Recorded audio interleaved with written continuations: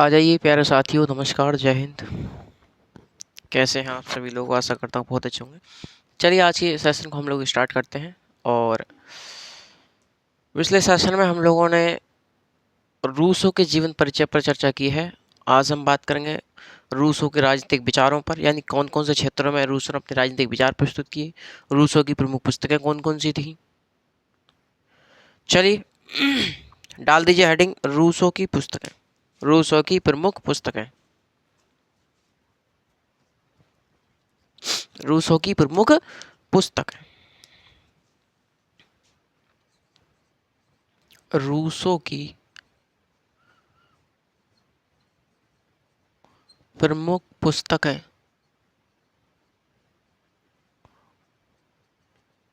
रूसों की प्रमुख पुस्तकें। साथ ही रूसों की पहली प्रमुख पुस्तक कौन सी है? Discourses on art and science. Discourses on, discourses, discourses on art and science, art and science. ये लिखी गई 1749 ईस्वी में। 1749 ईस्वी। यही जो discourses on art and science पुस्तक है, इसमें ही, इसी पुस्तक में रूसों ने अपने निबंध प्रतियोगिता का विचार प्रस्तुत किए हैं। निबंध प्रतियोगिता, निबंध प्रतियोगिता से संबंधित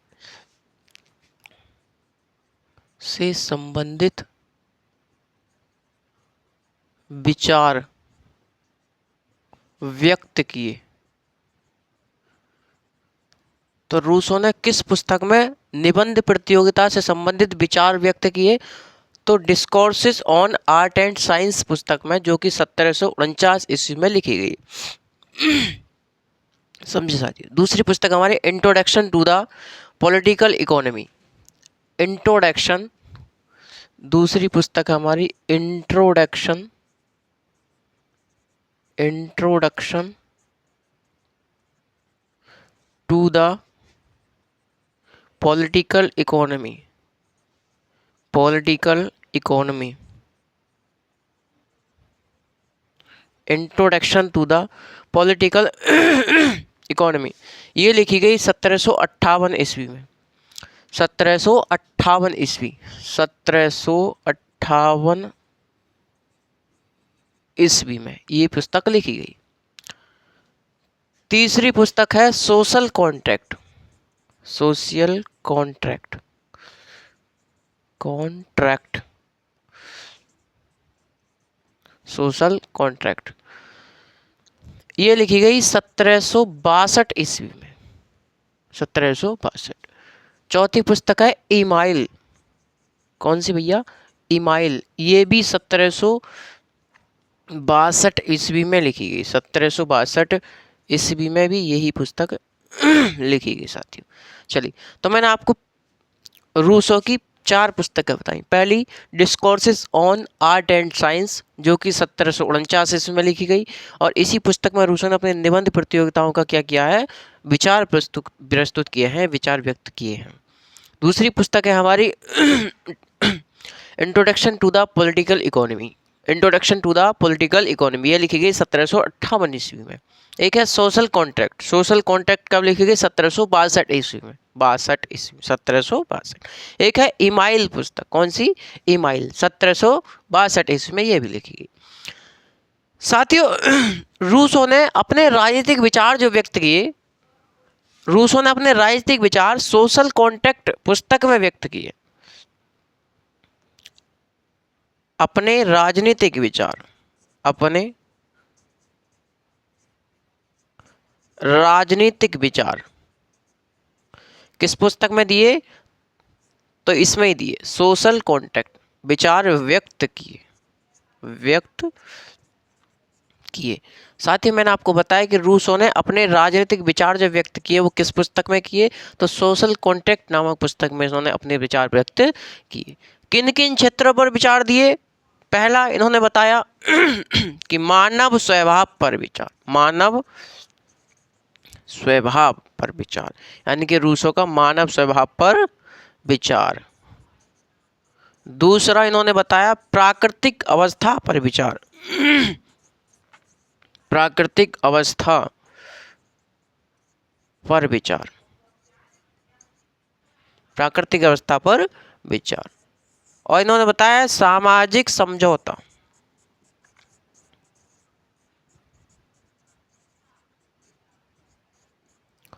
सामाजिक समझौते पर विचार, या फिर सामान्य इच्छा,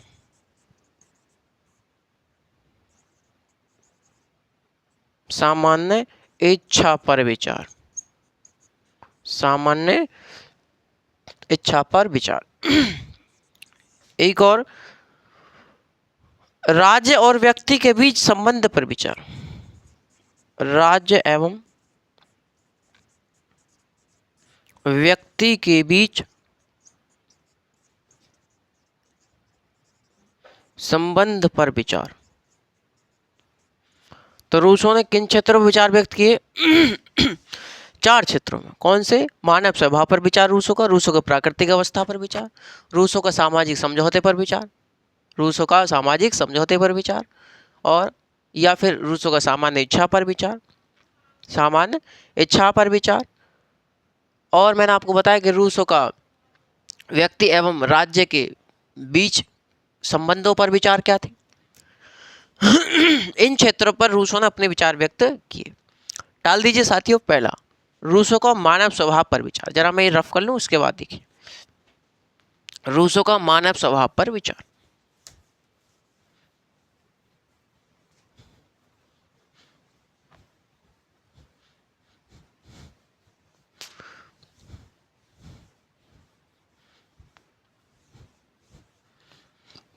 रूसो का मानव स्वभाव पर विचार।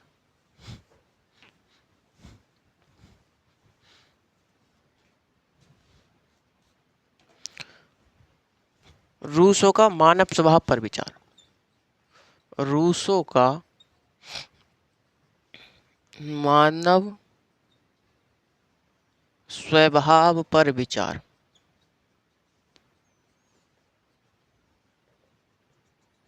रूसो का मानव स्वभाव पर विचार। साथियों देखिए, मैं आपको बता दूं कि जैसे हॉब्स ने और लॉक ने भी अपने मानव स्वभाव पर विचार प्रस्तुत किए, उसी प्रकार से रूसो ने भी अपने मानव स्वभाव पर विचार प्रस्तुत किए। साथियों जब भी हम हॉब्स पढ़ते हैं तो हम लॉक को भी पढ़ते हैं और रूसो को भी पढ़ते हैं।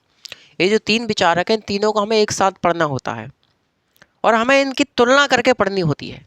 यदि हम आपके हॉब्स के बाद सीधा बेंथम पढ़ा देंगे, मिल के बाद सीधा हम लोग आपको कार्ल मार्क्स पढ़ा देंगे, कौटिल्य पढ़ा देंगे, मनु पढ़ा देंगे, गांधी पढ़ा देंगे, तो कहीं ना कहीं आपकी जो एक क्रम है वो नहीं बन पाएगा। तो इसलिए हम कह रहे हैं एक क्रम से हम लोग चलते हुए चल रहे हैं। तो मैंने आपको बताया कि जैसे हॉब्स ने अपने मानव स्वभाव पर विचार व्यक्त किए, वैसे ही लॉक ने किए, वैसे ही हमारे रूसो ने व्यक्त किए। साथियों हॉब्स ने जो बताया, हॉब्स ने मानव स्वभाव को कैसा बताया था साथियों? बुरा बताया था। मानव स्वभाव को बुरा बताया था हॉब्स ने, है ना। हॉब्स ने मानव स्वभाव को इसलिए बुरा बताया कि वहाँ की जो उस समय की जो इंग्लैंड की परिस्थिति थी, उस समय की परिस्थिति को ध्यान में रखते हुए हॉब्स ने अपने मानव स्वभाव संबंधी विचार व्यक्त किए थे। और हॉब्स ने मानव स्वभाव को बुरा बताया था क्योंकि वहाँ का जो मानव था, उस मानव ने हॉब्स के साथ अच्छा व्यवहार नहीं किया था, इसलिए हॉब्स ने मानव स्वभाव को बुरा बताया। हॉब्स कहते हैं कि मानव क्या है? मानव कायर है, स्वार्थी है, पतित है, झगड़ालू है। ये सब किसने बताया? तो हॉब्स ने हमको बताया। हॉब्स ने मानव के बारे में क्या कहा? मानव क्या है? मानव स्वार्थी है, कायर है, पतित है और लालची है, झगड़ालू है। ये सभी बातें हमारी हॉब्स ने बताई। वही लॉक ने मानव स्वभाव को अच्छा बताया। साथियों वही लॉक ने मानव स्वभाव को अच्छा बताया। क्यों अच्छा बताया? कि आप जानते हैं, मैंने उसके जीवन परिचय में बताया होगा कि लॉक का जो जन्म हुआ था वो उद्योगपति के परिवार में हुआ था, यानी कि उद्योगपति के घर पर हुआ था। तो इनके लॉक के जो पिता थे वो क्या थे, वो उद्योगपति थे, बिजनेसमैन थे, इसलिए वहाँ पर भी जो मिलने आते थे उसके पिताजी से, तो वो क्या, वो सब कुछ अच्छा व्यवहार करते थे, लॉक के साथ अच्छा व्यवहार करते थे। ले 50 रुपया, ले 100 रुपया चॉकलेट खा लियो, ले 500 रुपया चॉकलेट खा लियो, हाँ। तो ऐसा व्यवहार किया जाता, बड़ा प्यार करते थे। तो लॉक ने मानव स्वभाव को इसलिए कैसा बताया, अच्छा बताया। मानव स्वभाव को लॉक ने कैसा बताया अच्छा बताया साथियों। वहीं रूसो की बात करें तो रूसो ने अपने मानव स्वभाव को जो बताया, रूसो ने मानव स्वभाव को कैसा बताया, तो उसने मानव स्वभाव संबंधी जो विचार व्यक्त किए वो अपने दोनों निबंधों में किए। जो उसने निबंध दिए थे, जो ललित कला अकादमी द्वारा जो निबंध प्रतियोगिता आयोजित की गई थी, उन्हीं सब निबंध प्रतियोगिता में, दोनों निबंध प्रतियोगिता में उसने अपने मानव स्वभाव संबंधी विचार व्यक्त किए। किसने? रूसो ने, रूसो ने, है ना साथियों। तो निबंध, पहली जो निबंध प्रतियोगिता हुई वो 1749 में हुई, जिसका विषय क्या था आप जानते हैं, मैंने आपको बताया है। इसका विषय था कि कला और विज्ञान ने लोगों को यानी मानव को अच्छा बनाया या बुरा बनाया, यानी कला और विज्ञान ने लोगों को अच्छा बनाया या बुरा। ये 1749 में जो ललित कला अकादमी द्वारा जो प्रतियोगिता आयोजित की गई उसका ये विषय था निबंध का। उसके बाद 1754 में क्या विषय था? 1754 विषय था कि विषमता की उत्पत्ति एवं निजी संपत्ति, विषमता की उत्पत्ति एवं निजी संपत्ति, ये उसका क्या था, ये उसका विषय था निबंध का। तो मैंने आपको बताया कि रूसो ने अपने जो विचार व्यक्त किए मानव स्वभाव संबंधी वो अपने दोनों निबंधों में व्यक्त किए। और साथ ही रूसो का जो मानव स्वभाव है, मानव स्वभाव संबंधी जो विचार है वो कहीं ना कहीं लॉक से और रूसो से भिन्न है, लॉक और रूसो से भिन्न है। कि कैसे? साथियों आप जानते हैं कि रूसो ने मानव इनके समाज को दो भागों में विभाजित किया, समाज को दो भागों में विभाजित किया। आदिम समाज यानी कि आदिम मानव, आदिम समाज और सभ्य समाज, आदिम समाज और सभ्य समाज, यानी कि आदिम मानव और सभ्य मानव। तो इन्होंने बताया कि भाई जो आदिम मानव है, आदिम मानव की तुलना इन्होंने सभ्य समाज से करी, सभ्य मानव से करी, यानी कि आदिम समाज की तुलना इन्होंने सभ्य समाज से करी। और आदिम समाज को इन्होंने क्या बताया? अच्छा बताया। आदिम समाज को कैसा बताया इन्होंने? अच्छा बताया। ये कहते हैं कि आदिम समाज जो, इनके आदिम मानव जो है, आदिम मानव कैसा? आदिम मानव में परमार्थ है, परमार्थ है, दया है, प्रेम है, दया है, प्रेम है, ये विवेकहीन है, विवेकहीन है, ये अज्ञानता है इसके पास, ये अपने और पराये में कोई भेद नहीं समझता है। ये जो है ये अपने और पराये में कोई भेद नहीं समझता है। कौन कह रहे हैं? तो साथ ही हमारे रूसो कह रहे हैं, ये अपने और पराये में कोई भेद नहीं समझता है। रूसो ने आदिम समाज को यानी कि आदिम मानव को आदर्श एवं बर्बर की संज्ञा प्रदान करी।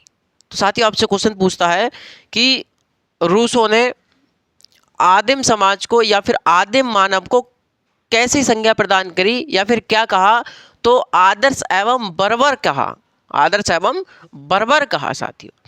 चलिए लिखिएगा साथियों, आप लोग लिखते हुए चलें कि रूसो के मानव स्वभाव संबंधी विचार,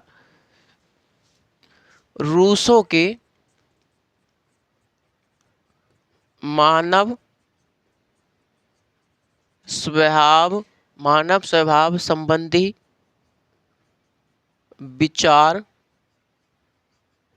विचार उसके दोनों निबंधों में देखने को मिलते हैं। तो उसके मानव स्वभाव संबंधी विचार उसके दोनों निबंधों में देखने को मिलते हैं। रूसो का मानव संबंधी विचार, रूसो का यानी कि रूसो का मानव स्वभाव संबंधी विचार हॉब्स तथा लॉक से भिन्न है। कैसा है? हॉब्स तथा लॉक से कैसा है भैया? भिन्न है, यानी कि अलग है। जहां हॉब्स ने मानव स्वभाव को बुरा बताया, वहीं लॉक ने मानव स्वभाव को अच्छा बताया। लिखिए, जहां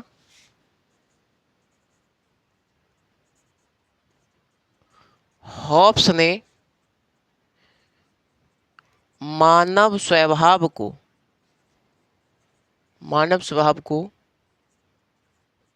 बुरा बताया, वहीं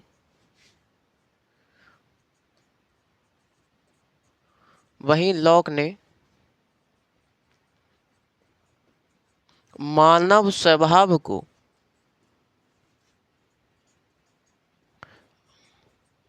अच्छा बताया। तो वहीं लॉक ने, यानी कि हॉब्स ने मानव स्वभाव कैसा बताया? बुरा बताया। और लॉक ने मानव स्वभाव कैसे बताया? अच्छा बताया साथियों, है ना।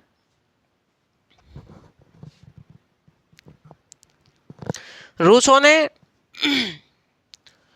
मैंने आपको बताया कि रूसो का जो मानव स्वभाव संबंधी विचार है वो इन दोनों के विचार से भिन्न है। साथियों, रूसो ने आदिम समाज को, यानी कि आदिम मानव को अच्छा बताया तथा सभ्य मानव को बुरा बताया। रूसो ने आदिम मानव को अच्छा तथा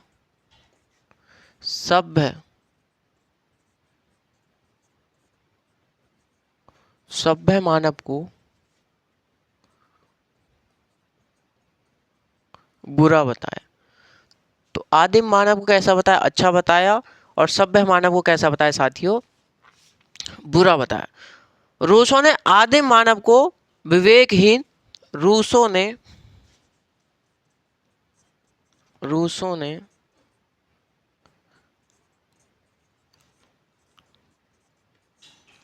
आदिम मानव को विवेकहीन परमार्थी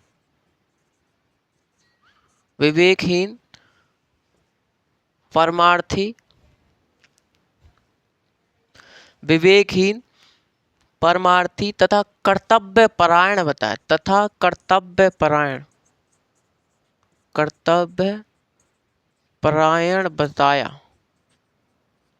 परायण बताया। रूसो के अनुसार आदिम मानव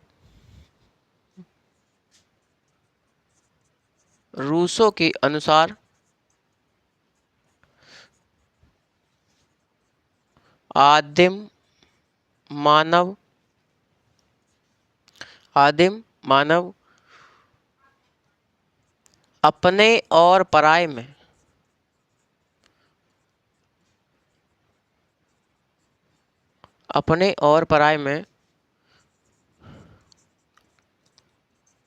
भेद नहीं करता है।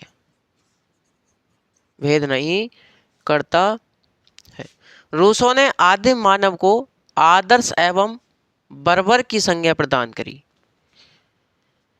रूसो ने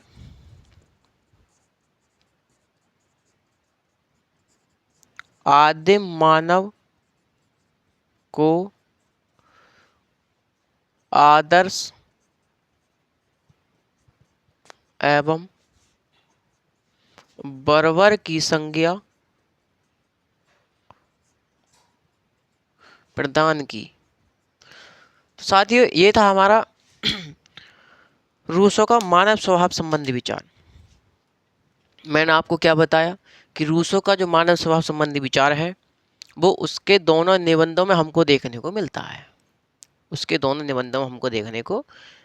साथियों, और रूसो का जो मानव स्वभाव संबंधी विचार है वो हॉब्स के मानव स्वभाव संबंधी विचार से और लॉक के मानव स्वभाव के संबंधी विचार से दोनों से भिन्न है।